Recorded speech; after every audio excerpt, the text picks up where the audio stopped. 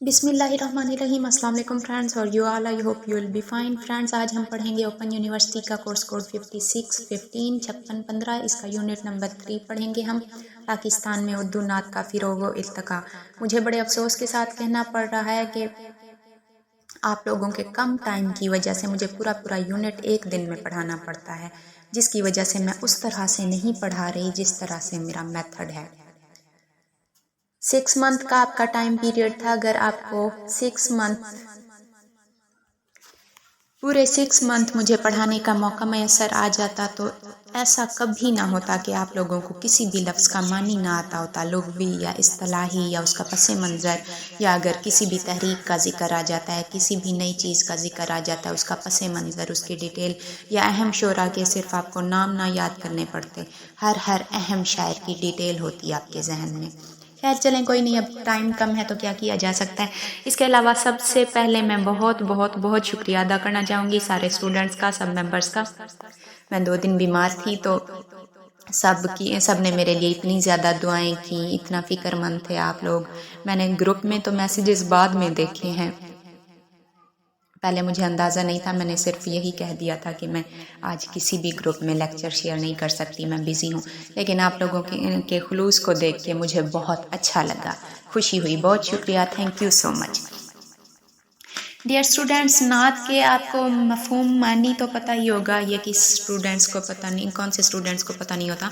मैं बताए चलती हूँ। नात रसूल सल्लल्लाहु अलैहि वसल्लम की तारीफ़ को कहते हैं, हम्द अल्लाह ताला की तारीफ़ को कहते हैं, मद्दा किसी भी इंसान की तारीफ़ को कहते हैं, और मनकबत जो है ये औलिया कराम, कोई औलिया कराम हैं, कोई नेक हस्तियाँ हैं, उनकी तारीफ़ का जिक्र होता है, या सहाबा कराम वगैरह की तारीफ़ जो होती है वो मनकबत कहलाती है।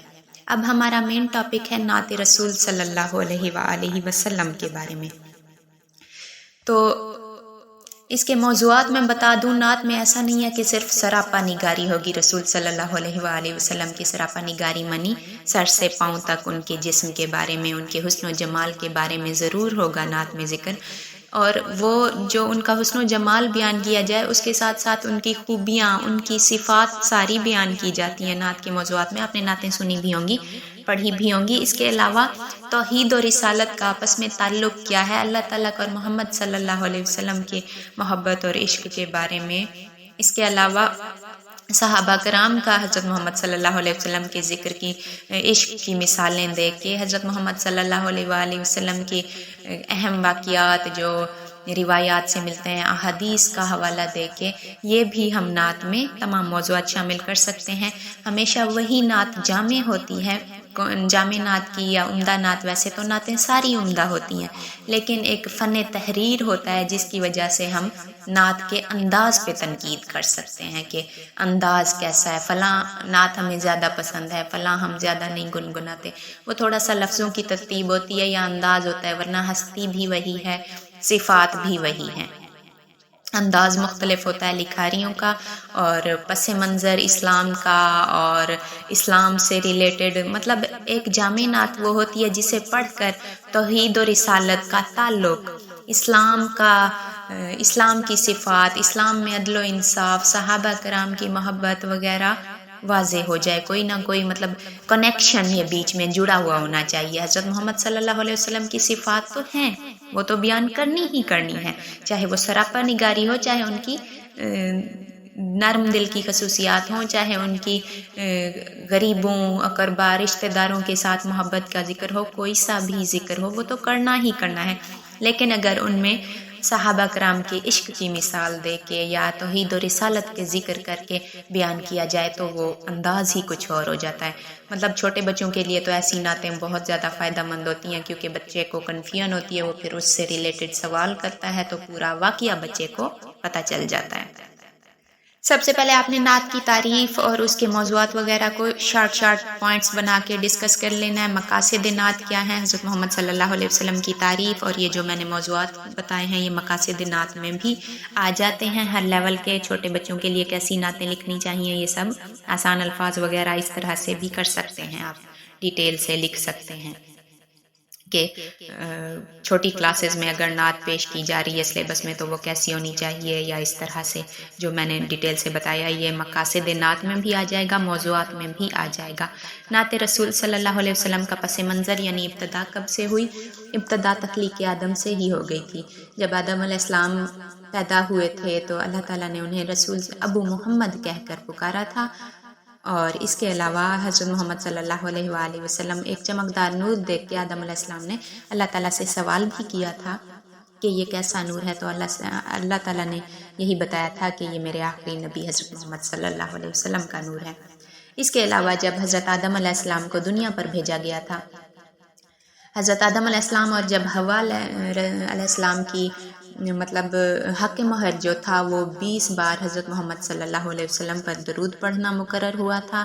اس کے علاوہ جب حضرت آدم علیہ السلام کو اللہ تعالیٰ نے زمین پر بھیج دیا تھا شیطان کی بات مان لینے کی وجہ سے، تو حضرت آدم علیہ السلام بہت زیادہ روئے تھے۔ پھر کئی سالوں تک حضرت آدم علیہ السلام جب روتے رہے تو ایک بار بہت زیادہ شدت سے رو رہے تھے۔ اکثر وہ روتے تھے لیکن کوئی وحی نہیں آتی تھی، اللہ تعالیٰ کی طرف سے معافی کا کوئی پیغام نہیں آتا تھا، تو کئی سال گزر گئے۔ ایک بار حضرت آدم علیہ السلام بہت شدت سے رو رہے تھے، سجدے میں گڑ گڑا کے رو رہے تھے، معافیاں مانگ رہے تھے، تو اللہ تعالیٰ کی طرف سے جبرائیل علیہ السلام آئے اور انہوں نے پاس آ کر اذان دے دی تھی۔ کہا کچھ نہیں تھا، بس اذان دے دی تھی۔ تو حضرت آدم علیہ السلام سجدے سے اٹھے اور انہوں نے سوچا، جب انہوں نے یہ کلمات سنے اشہد ان محمد رسول اللہ، تو وہ سجدے سے اٹھے اور انہوں نے دل میں سوچا کہ یہ کون ہیں جس کا ذکر، یہ ہیں تو کوئی عظیم ہستی جن کا ذکر اللہ تعالیٰ کے نام کے ساتھ دہرایا جا رہا ہے۔ تو انہوں نے کہا تھا، اے اللہ تجھے تیرے محبوب محمد کا واسطہ مجھے بخش دے۔ پھر اس وقت جبرائیل علیہ السلام نے آ کے پیغام دیا تھا اللہ تعالیٰ کا کہ اللہ تعالیٰ نے آپ کو بخش دیا ہے۔ تب سے نعت کا رواج پڑ گیا تھا، یعنی کہ نعتیں تب سے شروع ہو گئی تھیں، درود کی شکل میں، تعریف کی شکل میں، اور تمام انبیاء کرام کو ان کے صحیفوں میں، آسمانی کتابوں میں یہی بتایا گیا تھا کہ ایک آخری نبی آئیں گے جن کی وجہ سے یہ دنیا قائم ہوئی ہے، اور تمام انبیاء نے اس نبی کی بشارت اس طرح سے دی تھی کہ دنیا میں موجود ہر انسان ان کی یعنی حضرت محمد مصطفیٰ صلی اللہ علیہ وآلہ وسلم کی تعریف کرتے تھے۔ کہیں آسمانی کتابوں میں احمد ذکر ہے تو کہیں محمد ذکر ہے صلی اللہ علیہ وآلہ وسلم، یعنی کہ نعت کی ابتدا شروع دن سے پڑ گئی تھی، تخلیق آدم سے ہی، اور حضرت محمد صلی اللہ علیہ وآلہ وسلم کی ولادت سے پہلے نعتیں کہی جاتی تھیں۔ بے شک انداز کچھ اور تھا، سراپا نگاری نہیں ہوتی تھیں، وہ خصوصیات جو اللہ تعالیٰ نے بتائی تھیں، جو انبیاء کرام نے بتائی تھیں، ان کا ذکر کر کے تعریف ضرور کی جاتی تھی نعت کی۔ نعت میں ادب و احترام بہت ضروری ہوتا ہے، نعت میوزک کے ساتھ بالکل نہیں پڑھی جاتی، لیکن آج کل تو پڑھی جا رہی ہے اور میں سنتی بھی نہیں ہوں۔ مجھے جب میں افسردہ ہوتی ہوں، جب میں پریشان ہوتی ہوں تو میری عادت ہے میں نعت سنتی ہوں، اور میں ہمیشہ وداؤٹ میوزک نعت سرچ کر کے سنتی ہوں، کیونکہ یہ ایک ادب و احترام کا تقاضا ہے۔ جو چیز ہماری روح پہ اثر کر رہی ہے، جس چیز سے ہمیں موٹیویشن مل رہی ہے، محبت پیدا ہو رہی ہے، اس میں میوزک کیسا، جو کہ ہے بھی گناہ۔ عربی میں لفظ ہوتا تھا نعات۔ نعات کا مطلب ہے کہ جو کچھ کسی میں دیکھا اس کی مدح کرنا، یعنی اگر خوبیاں ہیں تو خوبیاں بھی بتا دینا، خامیاں ہیں تو خامیاں بھی بتا دینا۔ پھر جب یہ حضرت محمد صلی اللہ علیہ وآلہ وسلم کی تعریف کے لیے ہوا تو یہ نعت بن گیا، اور ان میں تو الحمدللہ ہمارے نبی ایسی عظیم ہستی تھے، ہمیں فخر کرنا چاہیے ان کی امت ہونے پہ۔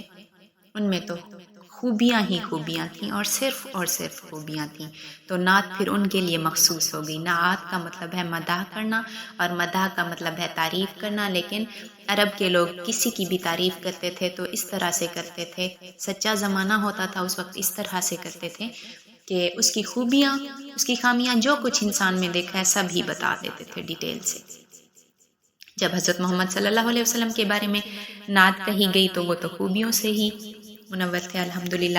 اس کے بعد نعت عربوں سے ایران میں آئی، اور ایرانیوں نے کیا کیا، نعت کا رواج نعت تو ایک الگ چیز ہے۔ عربیوں نے مدح کو، جو تعریف ہوتی ہے، خوش آمد بنا دیا تھا، ذلے الہی پتہ نہیں کیا کیا نام دیتے تھے وہ ذل ہما بادشاہوں کو، اس طرح سے خوش آمدی تعریف بن گئی۔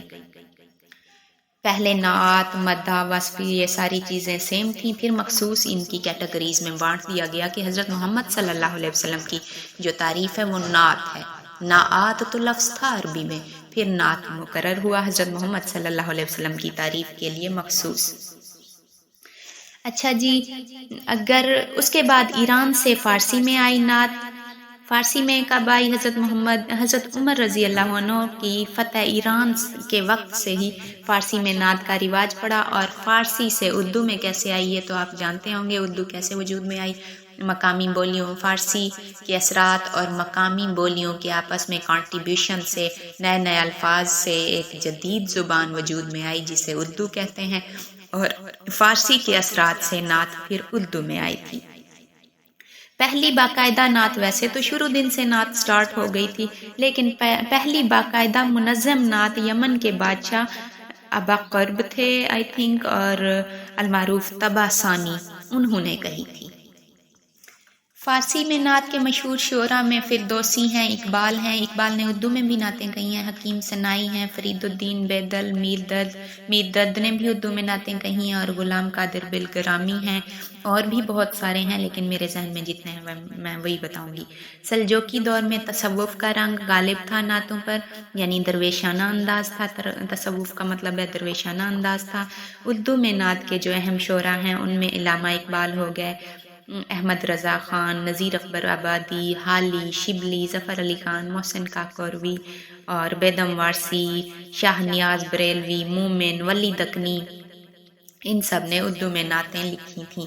پاکستان میں اردو نعت گوئی، پاکستان بننے کے بعد چونکہ بہت سارے حالات ایسے تھے کہ حساس دل شعراء نے بڑے جذبات سے لکھا تھا، تو ایسے میں نعت میں بھی کافی اثر پڑا تھا۔ ہجرت کر کے وہ کس طرح آئے، کس طرح سے انہیں ذلت و رسوائی اٹھانی پڑی، عزتیں پامال ہوئیں، مال و اسباب لٹ گئے، خون بہایا گیا کافی، تو اس طرح سے ایسے حالات میں مسلمانوں نے، وہ جو شعراء تھے، ادب سے ریلیٹڈ شاعر تھے، ادیب تھے، جو بھی تھے، ان کے یعنی کہ دل موم ہو گئے تھے، کافی زیادہ اثر ہوا تھا، اور ان کی تحریروں میں مزید تبدیلی آ گئی تھی۔ تحریک پاکستان، اب یہاں لکھا ہوا ہے تحریک ہجرت، اور میری عادت ہے کہ تحریک ہجرت آ گیا ہے تو میں وہیں اپنے چیپٹر کو سکپ کر دیتی ہوں۔ ابھی تو میں شارٹ بتا رہی ہوں کیونکہ آپ کا ٹائم بہت کم ہے۔ میں جب اپنے اکیڈمی میں پڑھاتی رہی ہوں، اس کے علاوہ ہماری اپنی اکیڈمی ہے، وہاں پڑھاتی ہوں، آن لائن بھی پڑھاتی ہوں۔ مجھ سے پراپر پڑھنے والے جو بچے ہیں ان کو میں اس طرح سے پڑھاتی ہوں۔ اگر تحریک ہجرت آ گیا تو آگے ہمارا سکپ ہو جائے گا، ہم تحریک ہجرت کو غور سے پڑھ لیں گے۔ وہ کیا تھا؟ تحریک ترک موالات کیا تھا؟ ہر چیز کو، استغاثوں آ گیا، مشکل الفاظ آ گئے ہیں تو ان کے میننگز ڈیٹیل سے بتا دوں گی۔ ان کے بارے میں ڈیٹیل سے اب میں نہیں بتا سکتی کیونکہ یہ ٹائم بہت کم ہے، شارٹ بتا دیتی ہوں۔ تحریک ہجرت، مسلمانوں نے ہجرت کی تھی افغانستان کی طرف بر صغیر سے، کیونکہ گاؤں کشی اور کچھ مسلمانوں پہ پابندیاں لگ گئی تھیں، جہاں وہ اسلام کے مطابق زندگی آزادانہ نہیں گزار سکتے تھے پاکستان بننے سے پہلے، تو انہوں نے افغانستان کی طرف ہجرت کی تھی۔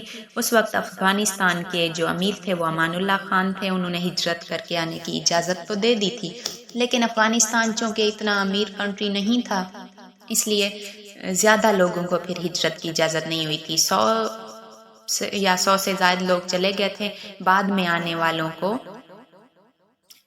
اب کنفرم مجھے کاؤنٹنگ ذہن میں نہیں آ رہی کہ کتنے تھے، کچھ قافلے گئے تھے، کچھ بعد میں آنے والوں کو پھر واپس انہوں نے اپنی سرحد بند کر دی تھی اور واپس پلٹ گئے تھے وہ، اور اس تحریک کی وجہ سے کافی نقصان ہوا تھا۔ لوگوں نے اپنی زمینیں، جائیدادیں، گھر بار 2 کوڑی میں بیچا، یعنی اونے پونے داموں بیچ دیا تھا اور چلے گئے تھے، لیکن پھر انہیں واپس آنا پڑا، اور کافیوں کو ہی افغانستان میں اس طرح امریکی جاسوس کہہ کے ذلیل کیا گیا تھا کہ انہیں بھی سب کو واپس لوٹنا پڑا، اور واپس لوٹنے کے بعد وہ بڑے بڑے زمیندار بھکاریوں کی صورت میں رہتے تھے، جس کا ذکر ظفر علی خان کے اخبار زمیندار میں بار بار شائع ہوتا تھا۔ اس کے علاوہ پیسہ اخبار تھا منشی محبوب عالم کا، جس میں یہ تمام تر حقیقتیں بتائی جاتی تھیں، پیسے کی اہمیت، پیسہ کس طرح ضائع ہوا، پیسے کے بغیر زندگی کا گزارنا، ایوری تھنگ، حالات، ہجرت کے تلخ حقیقتیں ساری بیان کر دی جاتی تھیں، جس وجہ سے پیسہ کو تو بہت جلد بند کروا دیا گیا تھا۔ اس کے بعد ہے تحریک ترک موالات، یہ گاندھی جی نے شروع کی تھی اور اس کا مطلب ہے نان کوآپریشن موومنٹ، انگلش میں naan cooperation movement. East India company کے دور میں انہوں نے شروع کی تھی، زیادہ ٹیکس لگ گئے تھے اور انگریزوں کا دورہ تھا، تو اس وجہ سے ہندوؤں اور مسلمانوں کے ساتھ ناانصافیاں ہو رہی تھیں، انہیں گورنمنٹ جاب نہیں ملتی تھی، انہیں کہیں بھی حقوق نہیں ملتے تھے، ٹیکس اتنے زیادہ تھے کہ غریب لوگ افورڈ ہی نہیں کر پا رہے تھے۔ تب گاندھی نے اور مولانا ابوالکلام آزاد نے یہ تحریک شروع کی تھی، مگر اس تحریک کا اثر مسلمانوں نے بہت زیادہ لیا تھا۔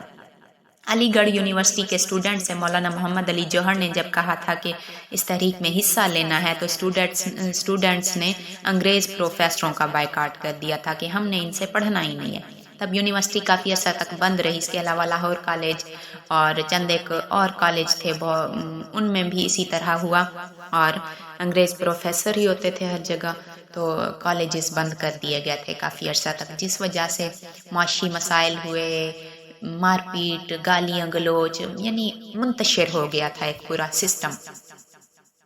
ایسے حالات کی بنا پہ جب مسلمان ہجرت کر کے آئے پاکستان، اور پاکستان آتے بھی انہیں راستے میں سکون نہ ملا، مشکل سے جو وہاں لٹے مارے بیچارے پہنچ گئے، تو وہاں پھر ماشاء اللہ اور ایک دم سے قائد اعظم کی وفات کا صدمہ، لیاقت علی خان کا قتل، یہ سب۔ اچھا، لیاقت علی خان کے قتل سے میرے ذہن میں ایک اہم سوال آ گیا ہے۔ جب ہجرت کر کے مسلمان جاتے تھے نا افغانستان تحریک ہجرت کے وقت، تو وہاں ببرک نامی راستے میں ایک ڈاکو رہتا تھا، اس کے چمچے بھی تھے کچھ، وہ ببرک نہ ہجرت کر کے آنے والوں کا مال و اسباب لوٹ لیتا تھا۔ ظاہر سی بات ہے وہ اپنی زمینیں جائیدادیں بیچ کے ہجرت کر کے افغانستان جا رہے ہوتے تھے، ہیرے جواہرات تو مطلب سونا چاندی جو بھی تھا ان کے پاس، جو بھی انکم ان کی سیونگ ہوتی تھی، جو بھی پیسے شیسے وہ لوٹ لیتا تھا راستے میں وہی ببرک۔ اور جب لیاقت علی خان کا قتل ہوا تو سید اکبر نامی قاتل دریافت ہوا کہ اس سید اکبر نے قتل کیا، تو بعد میں جب بایو ڈاٹا ملا تو پتہ چلا وہ اسی ببرک کا بیٹا تھا۔ یہ امپورٹنٹ چیزیں ذہن میں آ جاتی ہیں، ویڈیو کافی لمبی ہو جاتی ہے، لیکچر کافی لمبا ہو جاتا ہے، پھر آپ لوگ شکوے کرتے ہیں کہ 5 منٹ کا ہو یا 6 منٹ کا ہو، سکپ کیسے کروں میں، اتنے امپورٹنٹ پوائنٹس ہیں۔ یہ آپ لوگوں کی آسانی کے لیے اتنا شارٹ کرتی ہوں، ادروائز میرا یہ میتھڈ نہیں ہے پڑھانے کا، میں ایسے پڑھاتی ہوں کہ نچوڑ نکال دیتی ہوں ایک ایک چیز کا۔ تو ان حالات کی وجہ سے پھر مسلمانوں نے جو نعتیں کہیں ان میں کافی جذبات تھے، کافی اثر تھا ان نعتوں میں، جیسے حضرت حفیظ تھے، حفیظ جالندھری صاحب، ان کی شاہ نامہ اسلام کو پڑھیں تو بہت متاثر ہوتا ہے انسان۔ پاکستان بننے کے بعد جنہوں نے نعتیں کہی تھیں ان میں ماہر القادری، نصر اللہ خان، احسان دانش، احمد ندیم قاسمی، صوفی غلام مصطفیٰ تبسم ہیں، عابد علی عابد، کوثر نیازی، جن کا لاسٹ ٹائم انٹرویو میں 2022 میں سوال ہوا تھا ایک کینڈیڈیٹ سے کہ آپ کوثر نیازی کو جانتی ہیں، تو کینڈیڈیٹ نے کہا تھا جی میں نہیں جانتی۔ یہ نعت کے بہت مشہور شاعر تھے کوثر نیازی۔ اس کے علاوہ بہت سارے ہیں، اب کیا میں ڈیٹیل سے بتاؤں۔ آپ نے جب یہ سب لکھنا ہے، میرے خیال میں جتنا میں نے لیکچر دیا ہے بریف اس کو تھوڑا سا تفصیل سے آپ لکھ لیں تو آپ کا پیپر بہت اچھا ہو جائے گا۔ اور آپ نے ایگزامپلس لازمی دینی ہے، نعتوں کی، اشعار کی لازمی دینی ہے، جس سے آپ کے اچھے مارکس آئیں گے، پوائنٹس بنانے ہیں، ہیڈنگز دینی ہیں، سب ہیڈنگز دینی ہیں، انشاءاللہ آپ بہت کامیاب ہوں گے۔ تھینکس فار واچنگ، اللہ حافظ۔